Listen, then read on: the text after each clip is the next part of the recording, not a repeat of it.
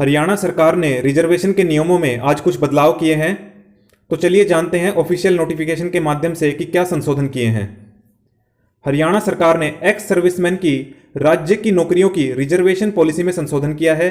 अब यदि कोई एक्स सर्विसमैन रिटायरमेंट के बाद राज्य सरकार की नौकरी ज्वाइन करता है तो उसके बच्चों को रिजर्वेशन पॉलिसी का फायदा नहीं मिलेगा, चाहे एक्स सर्विसमैन ने खुद रिजर्वेशन का फायदा लिया हो या नहीं लिया हो। इसी प्रकार शहीद के बच्चों को भी इस पॉलिसी का फायदा नहीं दिया जाएगा।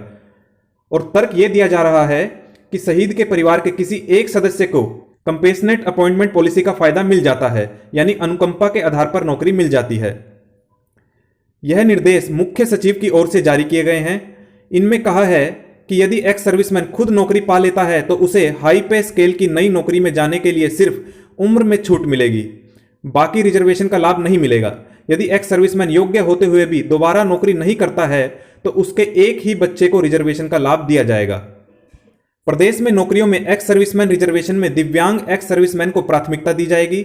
यदि कोई दिव्यांग आवेदन नहीं करता है तो दिव्यांग के बच्चे को प्राथमिकता मिलेगी। यदि इस कैटेगरी में भी कोई नहीं आता है तो एक्स सर्विसमैन, और यदि एक्स सर्विसमैन भी नहीं आता है तो उनके बच्चे को रिजर्वेशन पॉलिसी का फायदा मिलेगा। दिव्यांग एक्स सर्विसमैन को उसके योग्य ही नौकरी मिलेगी। दिव्यांग भी उसे ही माना जाएगा जो सेना में रहते हुए दिव्यांग हुआ है।